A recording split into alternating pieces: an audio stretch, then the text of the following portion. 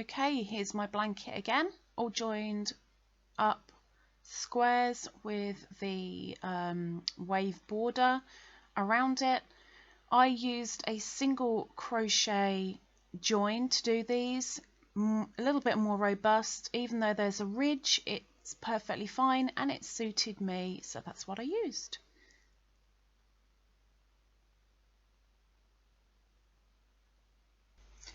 Hello and welcome in for another little tutorial. I have made two little project bits. I don't need much, just enough to show you what's what.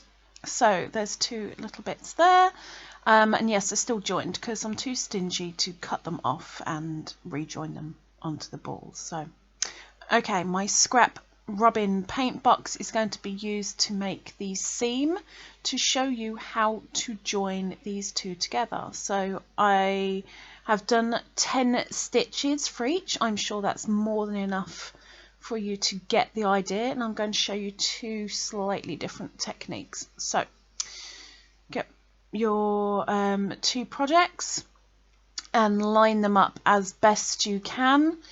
Hopefully they both have the same number of stitches, and you line them up so that number 1 stitch goes with number 1 stitch, number 10 stitch goes with number 10 stitch, and then we'll go, actually no, I'm going to put the purple at the front because then you'll be able to see it that a little bit easier. Okay, so obviously the loops won't be there when you do it, but you know. Okay, so go through the first stitch completely, like that, and go through the first stitch on your other project completely. Grab your yarn that you're working with to do the seam and put around your hook and bring through. Make sure you leave a little bit of a tail though.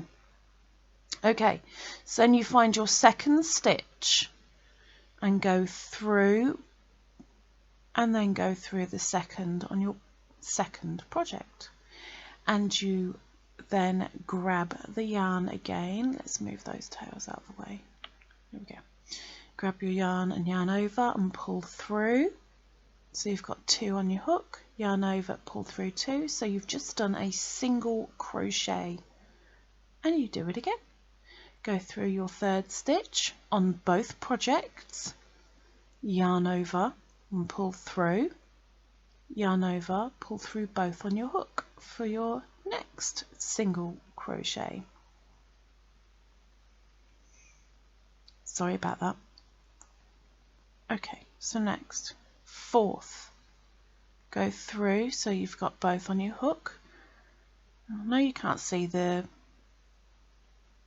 black, I apologise. Got to use the scraps you've got to use, right?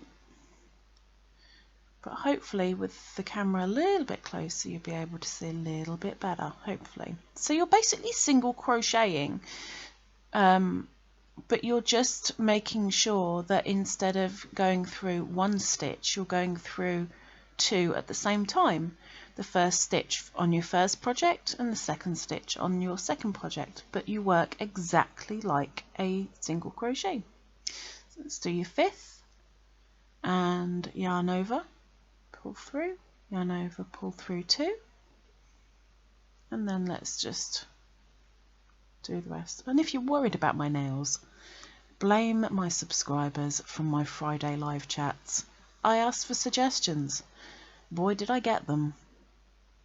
So I used them. Sorry that bit's off camera, I apologise. Too busy fiddling about. Okay, and make sure, just got to get in that last one. Now this one's on a corner, which is it was a bit tricky, so I apologise. Okay, so there's my 10 seamed stitches. Obviously at the end you would cut and weave in. There it is. It's strong, it's sturdy. You can see it on the other side, so be wary of which colour you are using. This is why I've used a different colour completely to do the seam, so that you can see.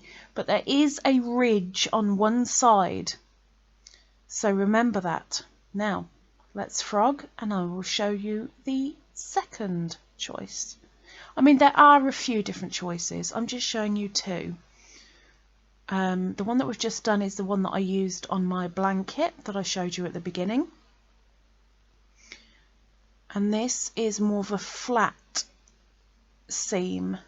We're going in the front loop on the first project and the back loop on the second project. So in theory, you are only doing back loops. Let's get that out of the way. Okay, get your yarn and yarn over and pull through exactly how we did before. Now, when you go into the second,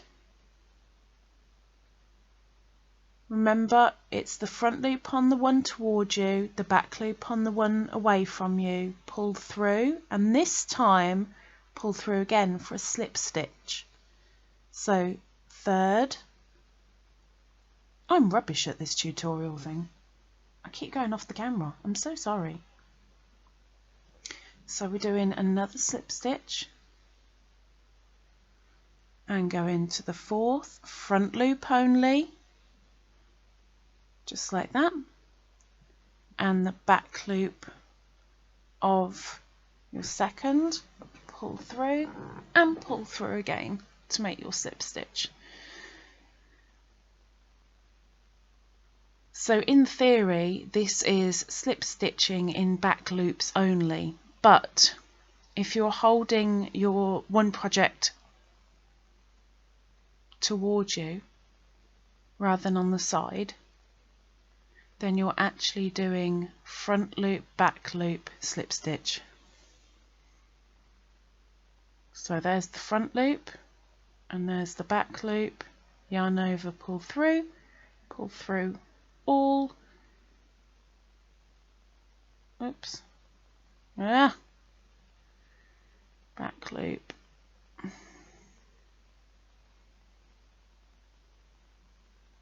and let's do the last one that's on the corner. That's tricky, I'm so sorry.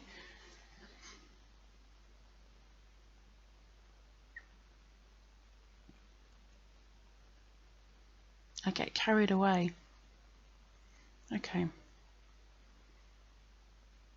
And there we go. Okay. And again, you'd finish, you'd cut, and you'd weave in. So again, it's fairly strong, but on one side you can't see the seam unless you pull apart like that, which is great, you see.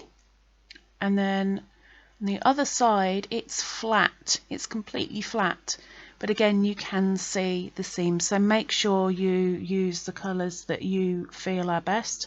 And of course then you'd also need to weave in the ends once you've cut. I know I have a lot of ends here, I was just wanting to save on yarn. So there you go, you'd weave in as any other time, and this one is flat on both sides, but one side you see the seam and one side you don't. If it was good, give a thumbs up, subscribe down below, really appreciate it. Bye bye.